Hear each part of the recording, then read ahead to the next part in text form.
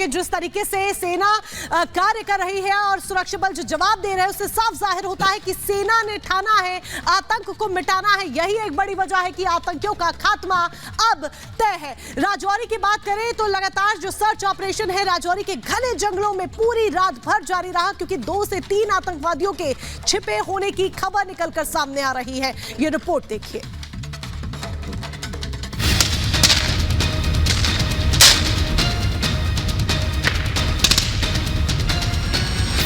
इस वक्त ऑपरेशन लगातार जारी है, बीच में रुक रुक कर फायरिंग जो है वो भी यहां पर हो रही है।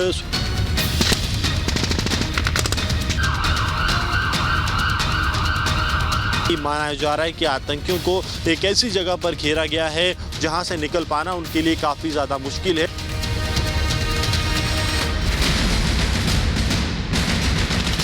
आतंकियों को मुंहतोड़ जवाब देते सुरक्षा बल।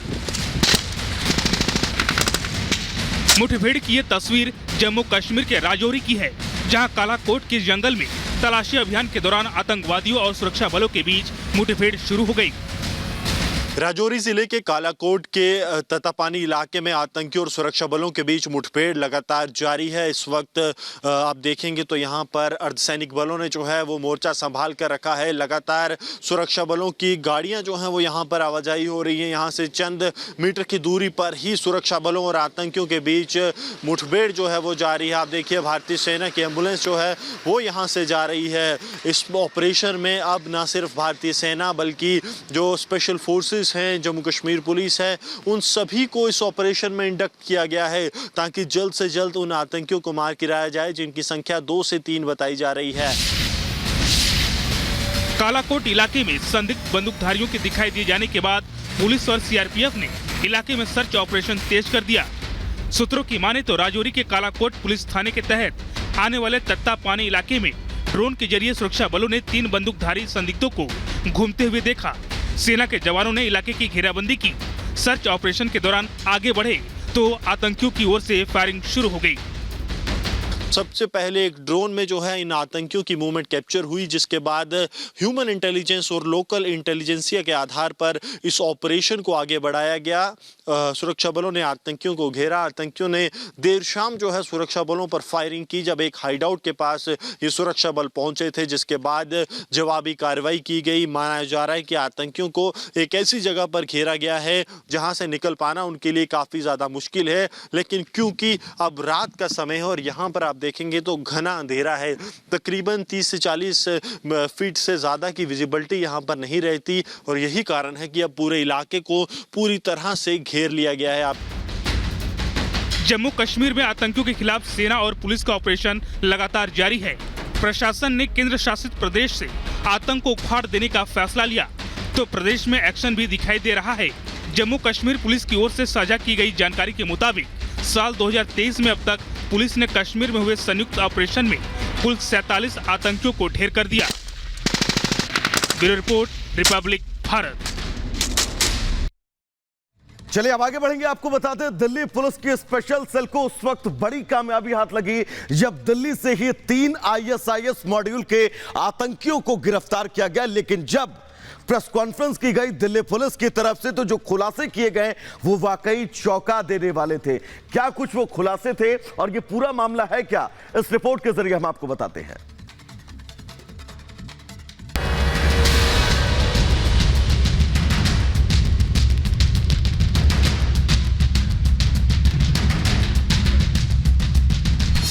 भारत में ISIS की बड़ी साजिश का खुलासा। दिवाली पर देश को दहलाने की साजिश फुस।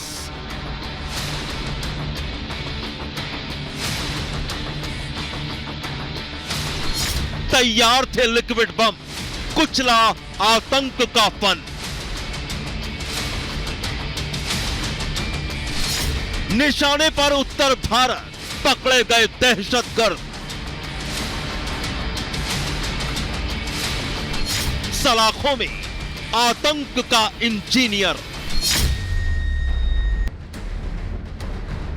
देश के कई शहरों को दहलाने की बड़ी साजिश रची जा रही थी। दहशत का सामान भी तैयार किया गया था।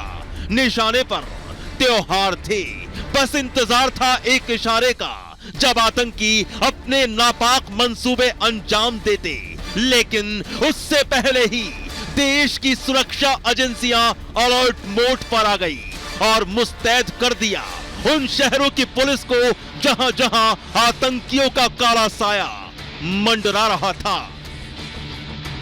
जी हां, दिल्ली पुलिस की गिरफ्त में दिख रहे काले नकाब के पीछे छिपे आतंक के ये वही 3 चेहरे हैं जिनको दिल्ली, लखनऊ और मुरादाबाद से गिरफ्तार किया गया है। ये तीनों खूंखार आतंकवादी संगठन ISIS के आतंकी हैं, जिनके नाम शाहनवाज उर्फ सैफी उज़्ज़मा, रिजवान और अरशद हैं। आतंकी शाहनवाज से पूछताछ के बाद उसके दोनों साथी रिजवान को लखनऊ से और अशरफ को मुरादाबाद से दबोचा गया। आतंकी मोहम्मद शाहनवाज और उसके दोनों साथियों को कोर्ट में पेश किया गया, जिसके बाद आतंकी शाहनवाज समेत रिजवान और अशरफ को 7 दिन के पुलिस रिमांड पर भेज दिया गया। मोहम्मद शाहनवाज, उसको आज सुबह उसके 2 साथियों के साथ, जिसमें मोहम्मद रिजवान अशरफ है और तीसरा मोहम्मद अरशद वारसी है, इनको अरेस्ट किया। कोर्ट में इनको अर्ली मॉर्निंग आवर्स में जज साहब के आगे पेश करके 7 दिन का पुलिस कस्टडी रिमांड लिया गया है। और खबरों में चलिए अब आगे बढ़ते हैं। दुनिया की तमाम बड़ी खबरें जानते हैं 2 मिनट में दुनिया के जरिए।